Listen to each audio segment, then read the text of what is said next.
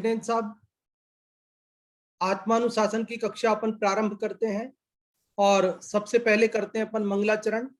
मंगलाचरण आप सभी की स्क्रीन पर आ रहा है। आप और हम सभी हाथ जोड़कर विनय पूर्वक मंगलाचरण करते हैं। लक्ष्मी निवास निलयम विलीन विलयम निधाय हृदि वीरम आत्मानुशासन महम वक्षे मोक्षाय भव्यानाम।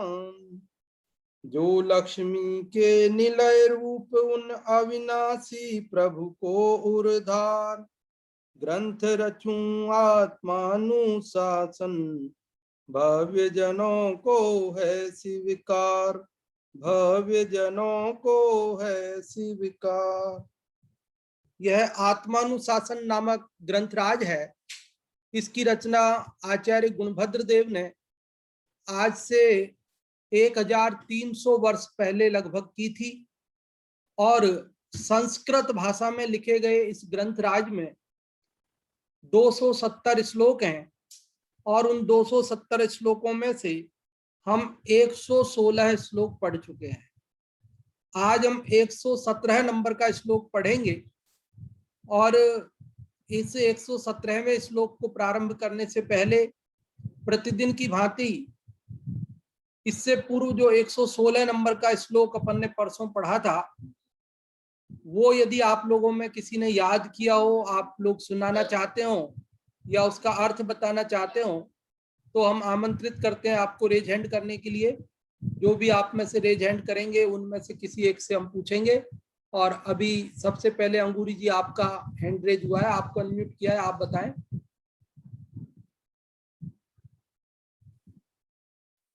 सभी को जय जिनेंद्र।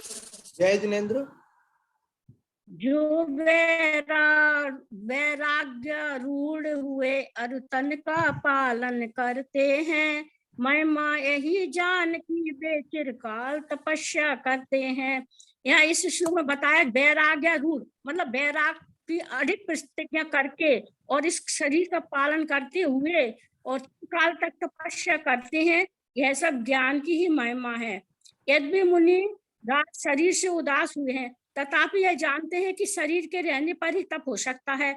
यदि शरीर नहीं रहेगा तो हम तप नहीं कर सकते। इसलिए उसे आहार आदि देकर तप की वृद्धि के लिए उसका पालन आहार आदि देकर उसका पालन करते हैं और अनुराग से अधिक पोषण नहीं करते।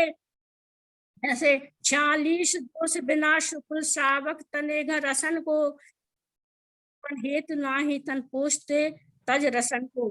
40 प्रकार के दोष और 32 प्रकार के अंतराय को टालते हुए मुनिराज उत्तम कुल के श्रावक के यहाँ आहार करते हैं। वह शरीर के पोषण के लिए नहीं तप की वृद्धि के लिए करते हैं। मुनिराज जो आहार करते हैं वह क्षुधा के उपशमन करने के लिए और बाह्यवृत्ति के लिए, आपत्ति का प्रतिकार करने के लिए और सट आवश्यकों का विधिवत पालन करने के लिए। वह मुनिराज जानते हैं कि यह शरीर एक वीणा की तरह है। यदि उसे कस दो तो वह टूट जाएगी और ढीला छोड़ेंगे तो वह बजेगी नहीं।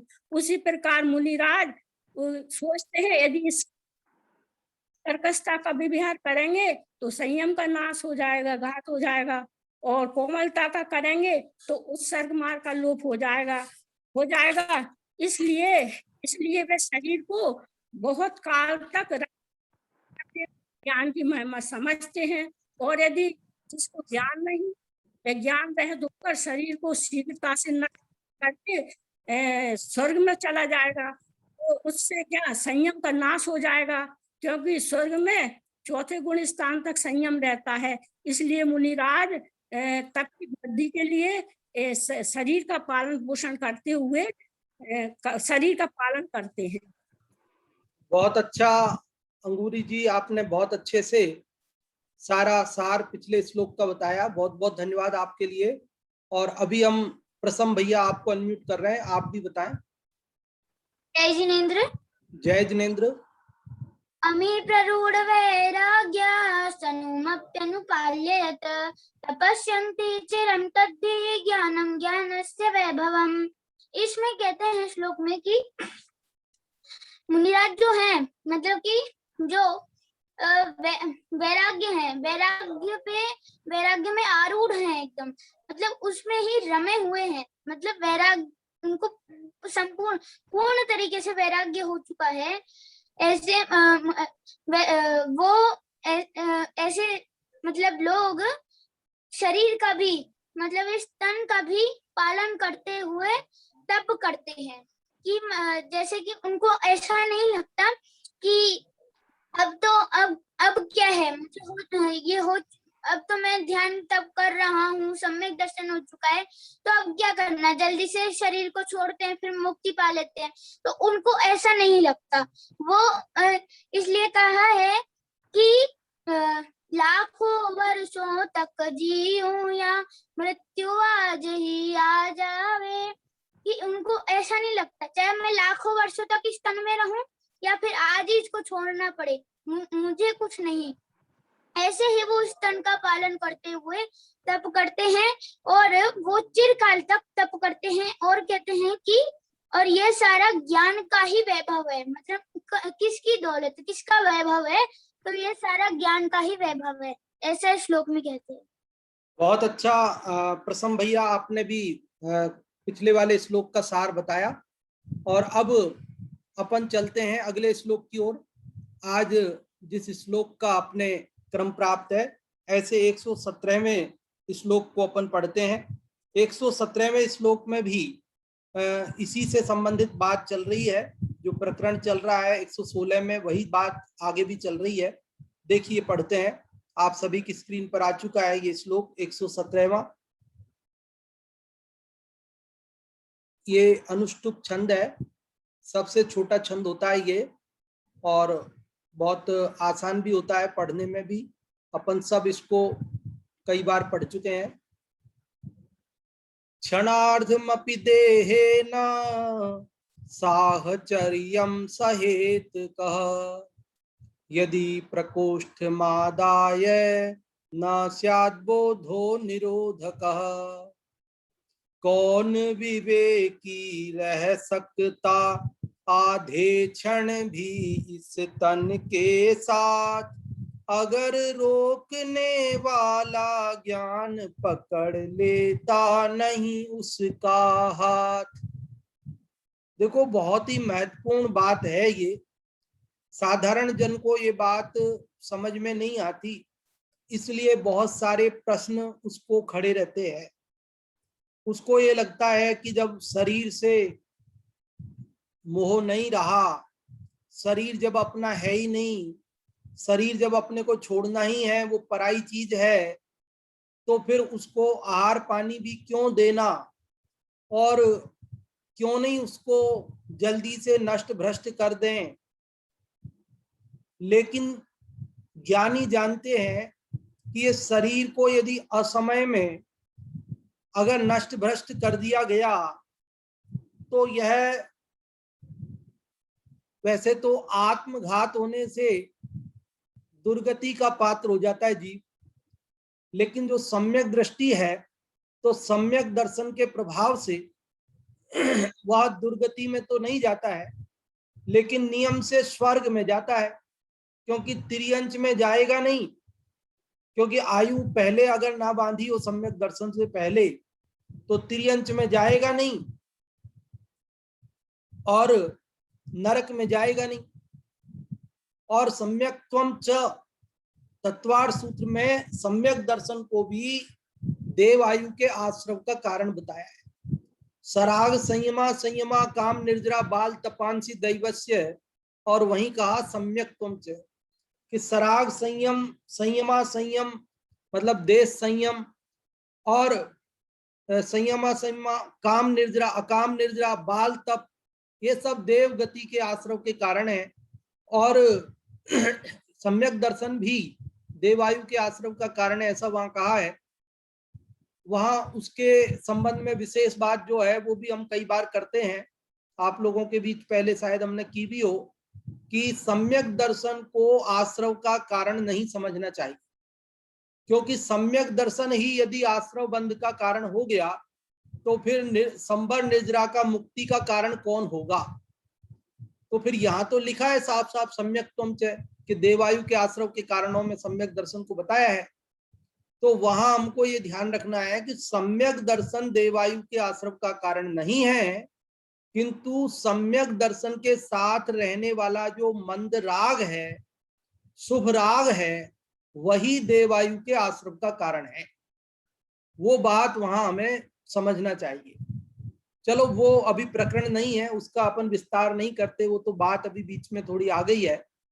यहाँ अभी इस 117वें छंद में क्या बता रहे आचार्य गुणभद्र देव कि क्षणार्धम अपि, क्षणार्धम मतलब क्षण का, एक क्षण होता है ना, एक क्षण बोलते अपन, दो क्षण, एक क्षण। क्षण मतलब अब वो पहले का नाप है, समय का की इकाई है।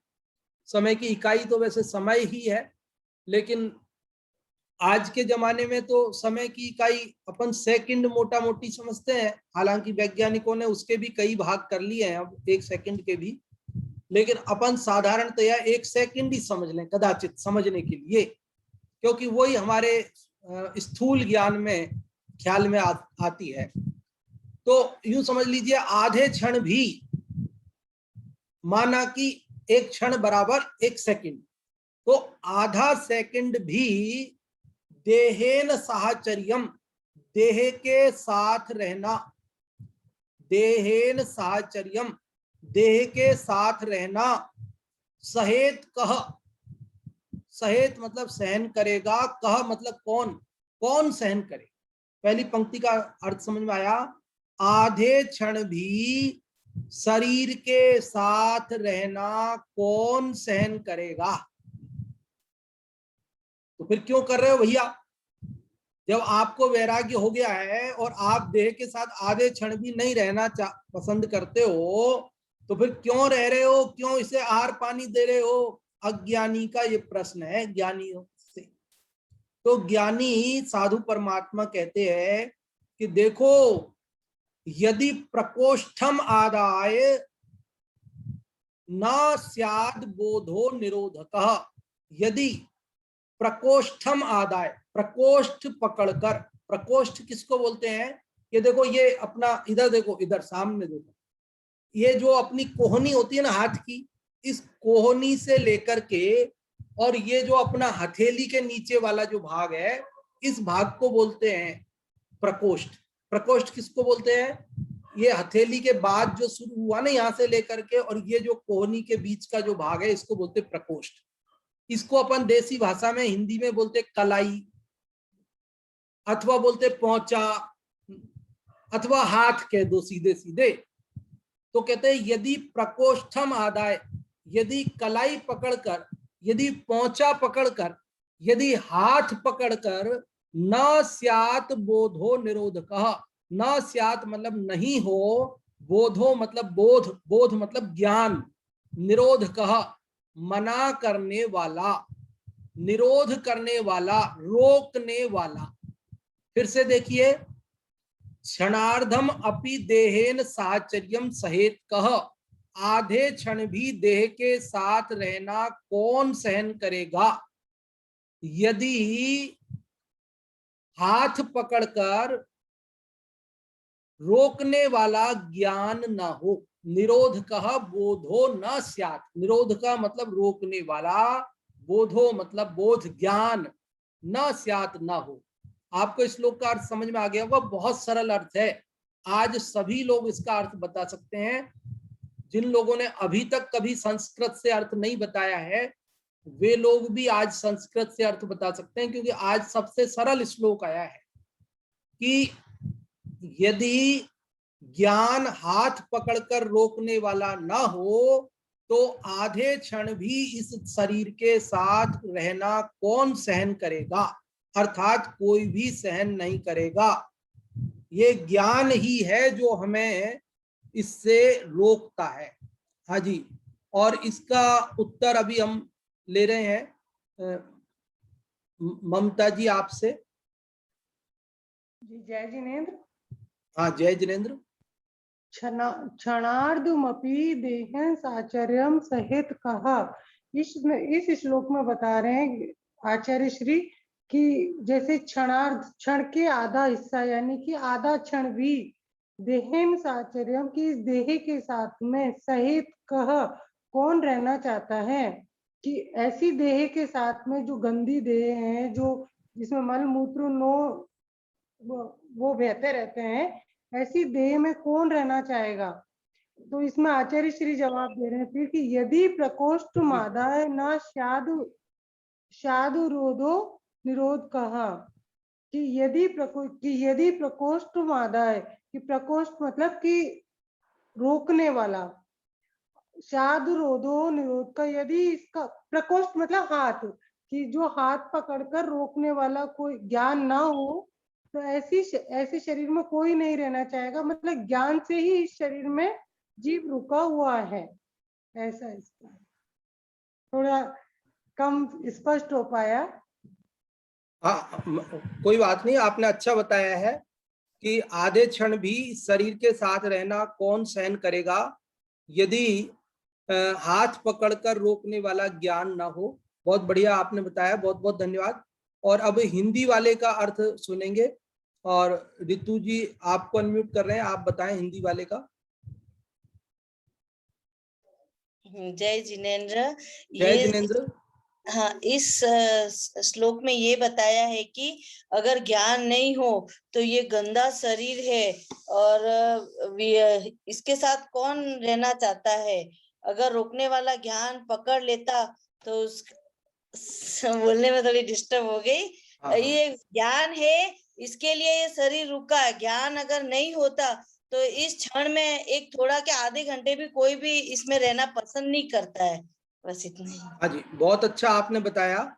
और नैना जी बखारिया, आपको अनम्यूट किया है, आपकी स्क्रीन पर ऑप्शन आया होगा अनम्यूट करने के लिए, आप अनम्यूट हो जाएं और आप बोलें।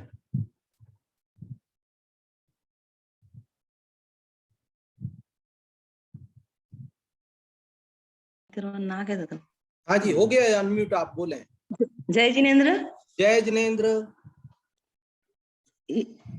आधे क्षण के लिए भी अगर इस शरीर के साथ कौन रहना सहन करेगा, अगर यह हाथ पकड़कर रोकने वाला ज्ञान नहीं हो तो।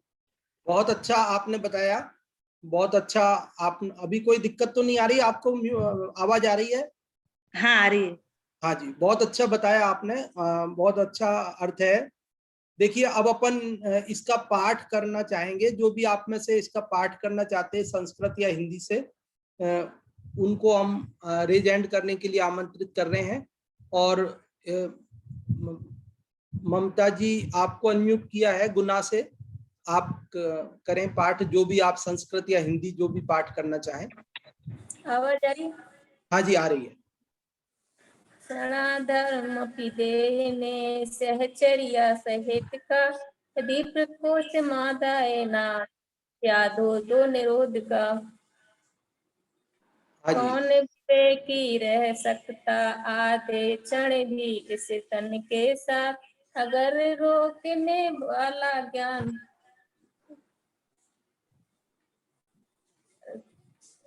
अगर रोकने वाला ज्ञान नहीं हो उसके साथ। नीचे पीडीएफ दिख नहीं रही है।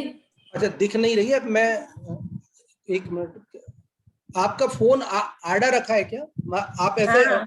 उसको घुमाइए, आप यू कर, एक ये ऐसे करिए फोन को, जैसे ऐसे खड़ा मत करिए, ऐसा करिए तो आपको पूरा दिखेगा।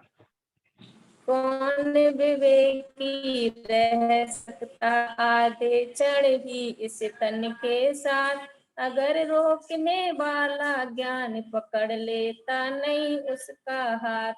बहुत अच्छा आपने पढ़ा, बहुत बहुत धन्यवाद। आपने लयबद्ध और शुद्ध पढ़ा, बहुत बहुत धन्यवाद। सुधा जी, आप भी पढ़ें।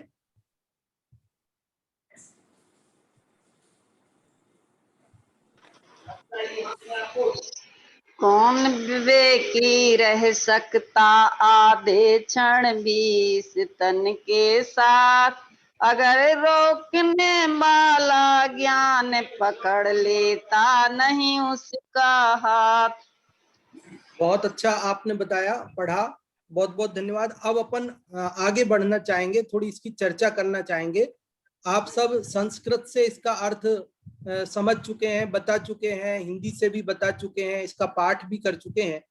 देखिए इसके अंदर बहुत ही महत्वपूर्ण बात ये बता रहे हैं आचार्य गुणभद्र देव कि देखो ज्ञानी जन को देखो, शरीर से वैराग्य हो गया है, अब शरीर से रंच मात्र भी राग नहीं, शरीर को पुष्ट करने का भाव नहीं है, शरीर को रखना नहीं चाहते हैं, शरीर को छोड़कर मुक्ति पाने के लिए मोक्ष मार्ग पर चल रहे हैं। फिर भी संतुलन देखिए, संतुलन कि वे उस देह को आहार भी देते हैं, पानी भी देते हैं और उसको उग्र आचरण करके शीघ्र नष्ट नहीं करते हैं। क्यों नहीं करते हैं?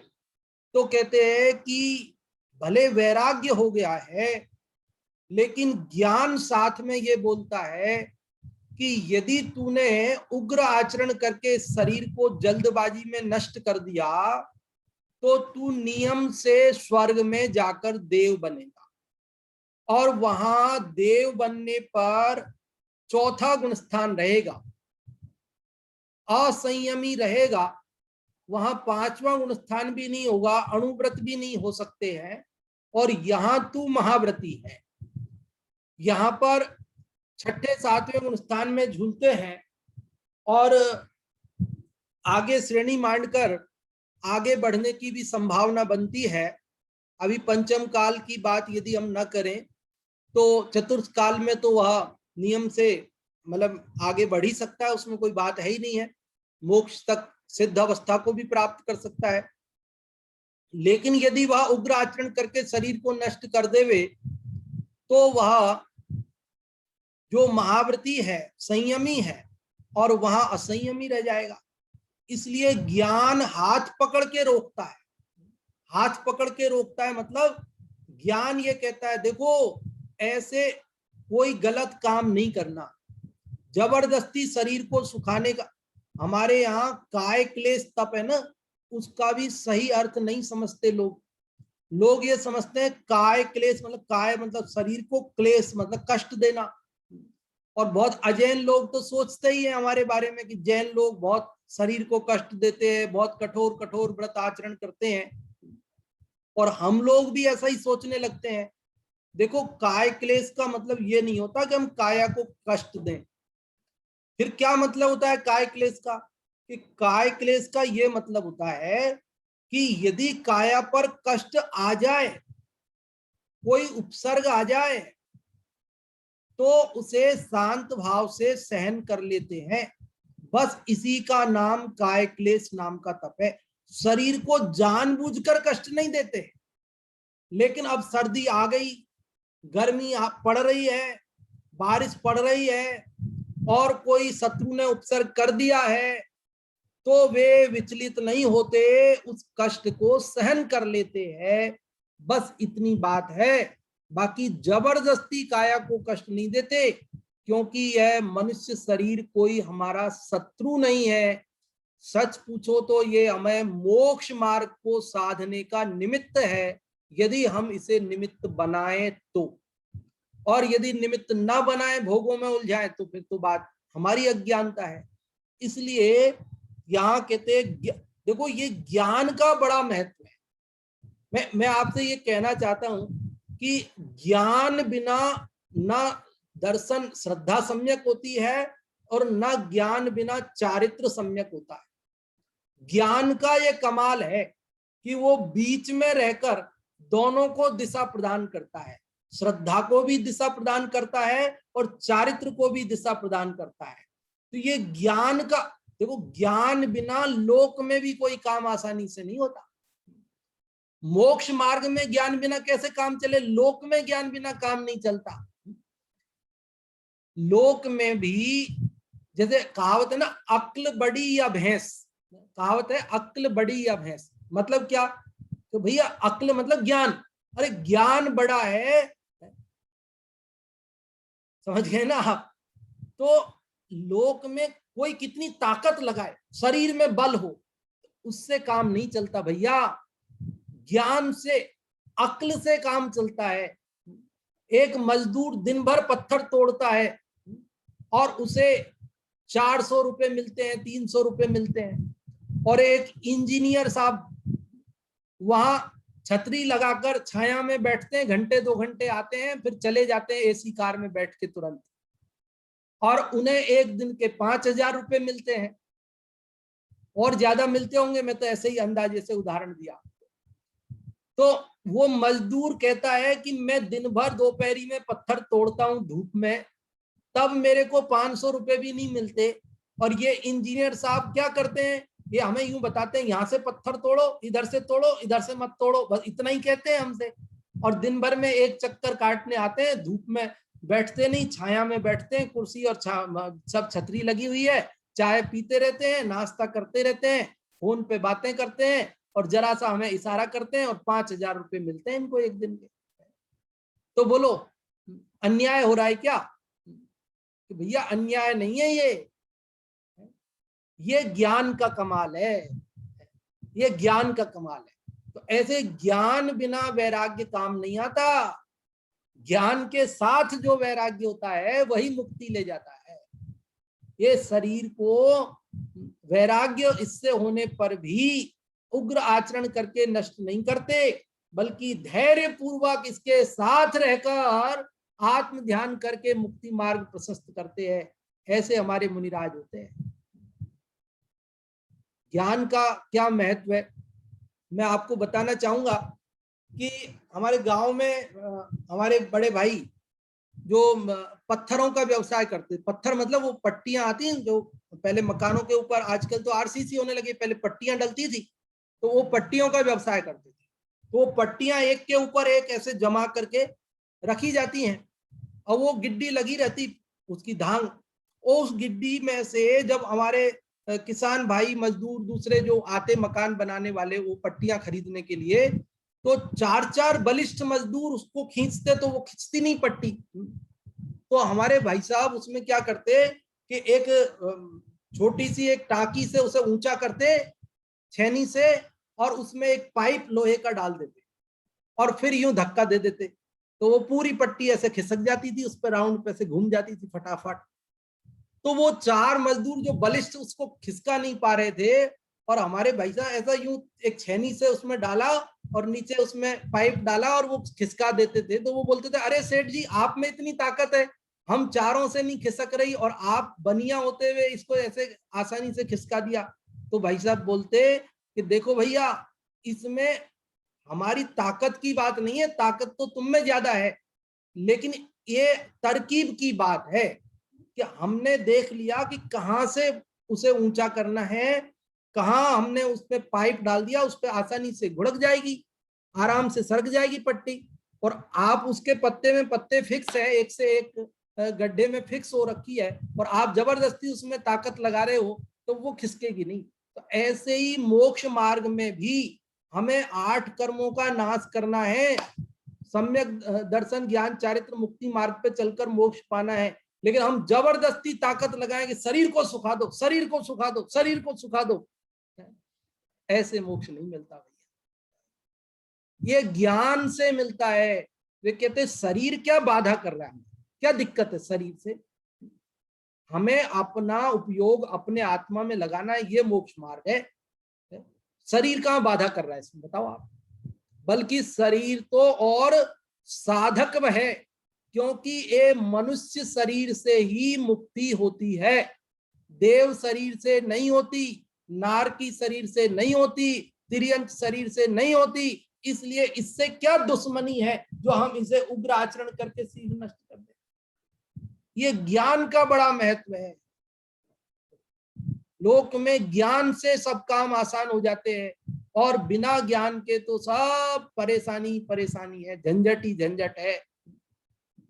हमारे पिताजी को एक भजन बहुत प्यारा था, वो लगभग रोज बोलते थे उस भजन को, बहुत प्रिय था उनको भजन। क्या बोलते थे वे? बिन ज्ञान जिया तो जीना क्या, बिन ज्ञान जिया तो जीना क्या, पुण्य उदय नर जन्म मिला शुभ, व्यर्थ गवा फल लीना, क्या बिन ज्ञान जिया तो जीना क्या। भूल गया तू किस मस्ती में, भूल गया तू किस मस्ती में, उस दिन था प्रण कीना, क्या बिन ज्ञान जिया तो जीना क्या। उस दिन क्या प्रण किया था? अरे जब हम देव थे तो हमने क्या कसमें खाई थी कि यदि एक बार मनुष्य पर्याय मिल जाए तो मैं संयम धारण करके मोक्ष जाऊंगा। देखा ना, तब कल्याण के अवसर पे, पालकी उठाने के अवसर पे कि सौधर्म इंद्र कह रहे एक क्षण के लिए हमें ये मनुष्य पर्याय दे दो, ये हमारा सारा वैभव ले लो। तो हमने क्या प्रण किया था कि यदि एक बार हमें मनुष्य पर्याय मिल जाए तो हम मुक्ति का पुरुषार्थ करेंगे। और यहाँ आकर के मनुष्य पर्याय मिल गई और फिर मस्त हो गए, खाने में, पीने में, कमाने में, इसमें उसमें उसमें, और भूल गए अपने। भूल गया तू किस मस्ती में, उस दिन था प्रण कीना, क्या बिन ज्ञान जिया तो जीना क्या।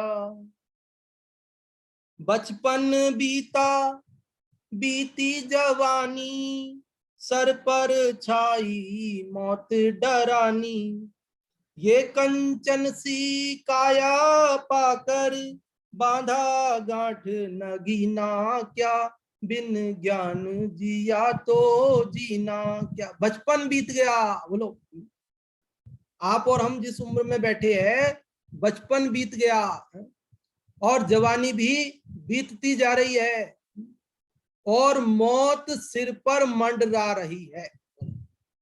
रोज मौत के समाचार सुन रहे हैं और ये बात हमें समझ रहे हैं कि कभी भी मौत आ सकती है, और फिर भी हम क्या कर रहे हैं? एक कंचन सी काया, सोने जैसा शरीर मिला है, मुक्ति का मार्ग साधा जा सकता है इसके द्वारा, लेकिन हम इसको यूं ही व्यर्थ गंवा रहे हैं। दिखते हैं जो भोग रंगीले, दिखते हैं जो भोग रंगीले, ऊपर मीठे हैं जहरीले। ये भोग कैसे हैं?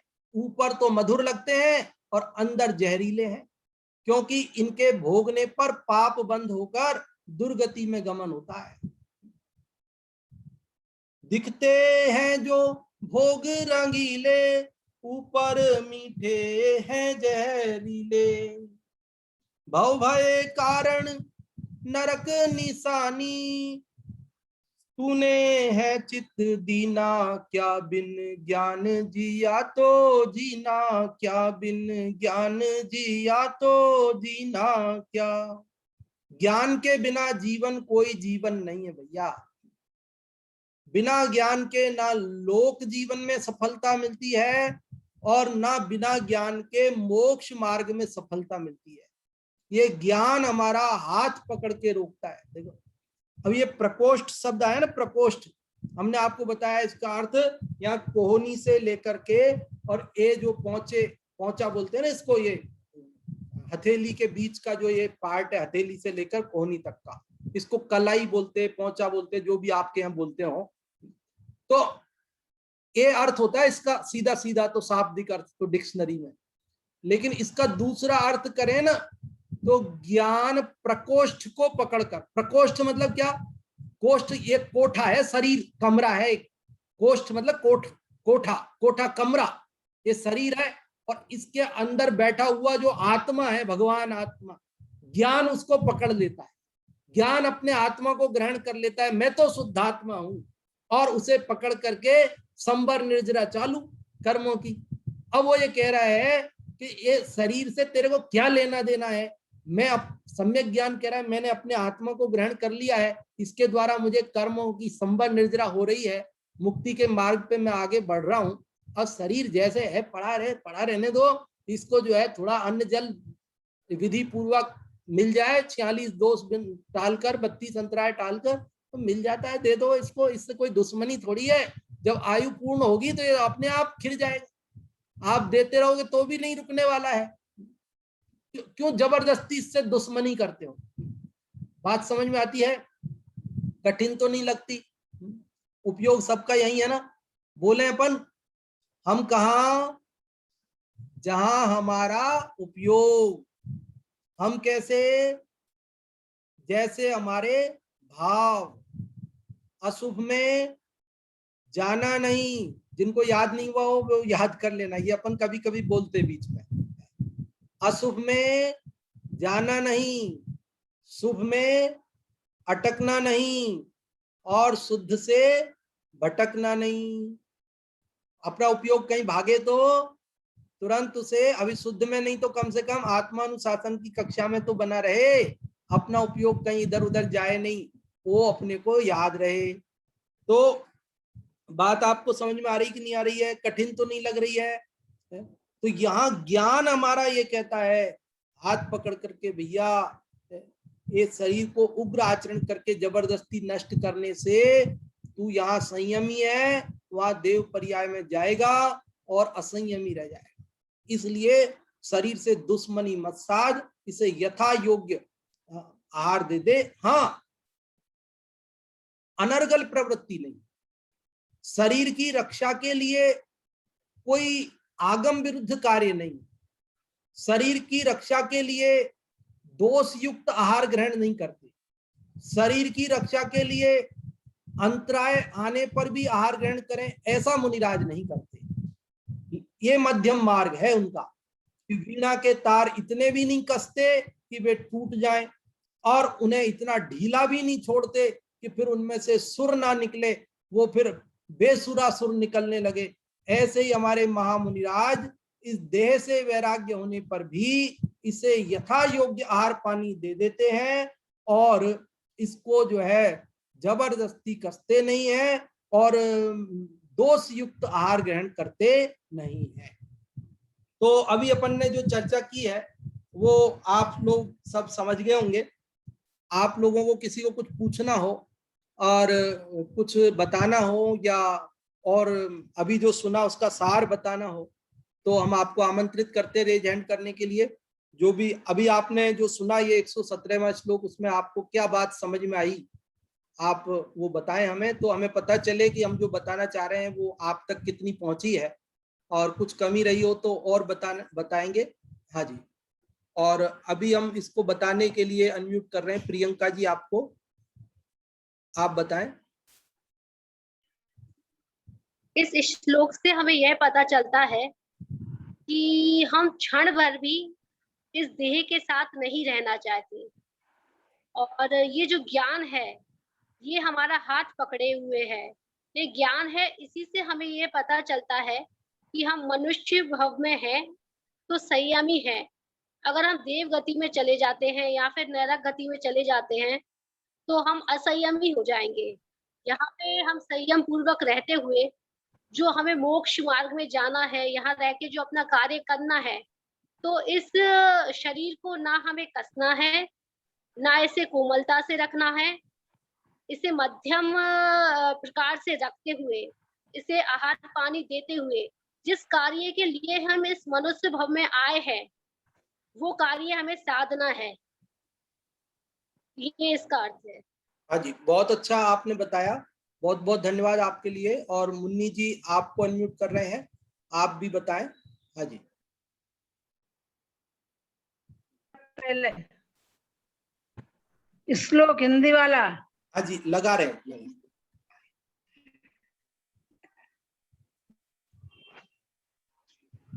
हाँ जी, बोले।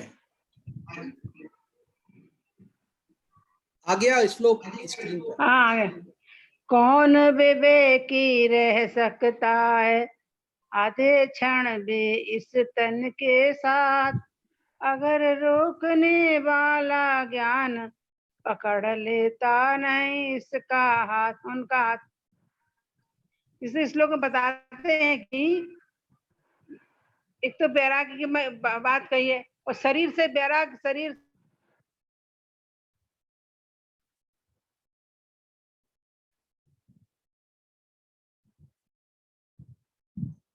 आवाज नहीं आ रही है, आपके यहाँ नेटवर्क चला गया ऐसा लग रहा है। हाँ जी, कोई बात नहीं। हाँ जी, देखिए अभी अपन जो चर्चा कर रहे थे वो आप सब इसको समझ गए हैं कि यहाँ पर आचार्य गुणभद्र देव ये बता रहे हैं कि शरीर से वैराग्य होने पर भी हमारे मुनिराज उसे आहार पानी देते हैं और मध्यम मार्ग से नहीं तन पोसते तजी रसन को, ले तप बढ़ावन हेतु नहीं तन पोसते तजी रसन को। इस पंक्ति में जो बात बताई गई है उसके अनुसार उनकी आहारचर्या होती है। और ये मुनिराजों की बातें आप कह सकते हैं हम लोग गृहस्थ हैं तो आप तो हमारी बात करो, मुनिराजों की बात नहीं करो। तो अपन अपनी भी बात कर लेते हैं कि अपने को भी शरीर का पालन कैसे करना। कि कई लोग तो क्या करते हैं कि भैया क्या है, दे अपनी है नहीं, तो बीमारी हो गई तो क्या इलाज कराना, क्या दवाई लेना, और वैसे ही जो है वो उसके लिए नष्ट करने के लिए उतारू हो जाते हैं। और कई लोग ये कि नहीं, ये शरीर रहना ही चाहिए, बचना ही चाहिए, और उसके लिए कुछ भी खाना पड़े, भले कैसी भी अभक्ष दवा खानी पड़े, कितनी भी हिंसा हो। तो भैया अगर निर्दोष औषधि से अगर हमारा रोग ठीक हो रहा है, हम बच पा रहे हैं, यद्यपि ये बात सुनिश्चित है कि आयु कर्म की पूर्णता होने पर कोई बचेगा नहीं और आयु शेष रहने पर मरेगा नहीं। ये बात परम सत्य होने पर भी जो बाहर में ऐसा निमित्त नैमित्तिक संबंध देखने में बनता है और 5 समवाय किसी भी कार्य के होने में बनते हैं, सो वहां आयु कर्म एक निमित्त है, अन्य भी सब कारण है ही सही। और जैसे आयु कर्म निमित्त है, अंतरंग में बहिरंग में निमित्त जो है औषधि आदि है, तो ये औषधि आदि का भी जो निर्दोष औषधि है, जिनका हमारे त्याग नहीं है, हमने त्याग नहीं किया है, उनको अगर ग्रहण करने से हमारा ये मनुष्य भाव बचता है और हमें भेद ज्ञान करने का अवसर और समय मिलता है, तत्व ज्ञान में हम अधिक मन लगा सकते हैं। तो ऐसी निर्दोष औषधियों को जिनका हमने त्याग नहीं किया हुआ है, उन्हें ग्रहण करने में आपत्ति नहीं होनी चाहिए। और जिनका हमारे त्याग है या जो सदोष हैं, उन्हें ग्रहण करके भी हमें जीवन रक्षा करनी है, ऐसी भी बात हमारे चित्त में नहीं होनी चाहिए। ऐसा मध्यम मार्ग अपने को इस जीवन में अपनाना चाहिए। और सब व्यक्तिगत बात है ये, क्योंकि सबके अपने अपने जो नियम और जो भी अपनी है उसके अनुसार उसका पालन करते हुए ये सब बात अपने को लागू करनी है। लेकिन सामान्य रूप से इस कथन को समझना, देखो ज्ञान ये बताता है कि शरीर से वैराग्य होने पर भी तुम इसका जबरदस्ती त्याग मत करो। देखो अपने को मान लो फ्रैक्चर हो गया, पैर में फ्रैक्चर हो जाता है, कई बार गिर गए अपन और फिर ठीक भी हो गया। अब ठीक हो गया फिर अपन लाठी लेकर के चलते हैं, डॉक्टर बताया भैया लाठी के सहारे से चलना, पूरा वजन शरीर पे पैर पे आएगा तो वापस फ्रैक्चर हो जाएगा, तो अपन लाठी लेकर के। अब मैं आपसे पूछता हूं, जब फ्रैक्चर हमारा ठीक हो गया उसके बाद क्या हमको लाठी लेकर चलना पसंद है? हमें अच्छा लगता है, हमें सहन होता है लाठी लेकर चलना? अरे जब फ्रैक्चर ठीक हो गया, पैर जुड़ गया, हड्डी जुड़ गई, उसके बाद लाठी लेकर आधे क्षण भी किसे सहन होता है? लेकिन ज्ञान कहता है अरे ज्यादा 3-5 मत कर, थोड़े दिन लाठी लेकर चल, ये भले हड्डी जुड़ गई है फिर, लेकिन इसको थोड़ी ताकत मिल जाए, ये बिल्कुल सही हो जाए, लोड लेने के लायक हो जाए, फिर तू लाठी छोड़कर आराम से चलना, दौड़ना, कोई मना नहीं है। लेकिन जब तक तेरा ये पैर में कमजोरी है, हड्डी का जोड़ अभी कमजोर है, तब तक तू लाठी का सहारा अवश्य रख। इसी प्रकार ज्ञानी धर्मात्मा समझते हैं कि यह देह छोड़ना ही है, ये मेरी नहीं है, लेकिन जब तक मेरा संबर निर्जरा का कार्य मुक्ति मार्ग का पूर्ण नहीं हो जाता है, तब तक मुझे जबरदस्ती इसे सुखाना नहीं है।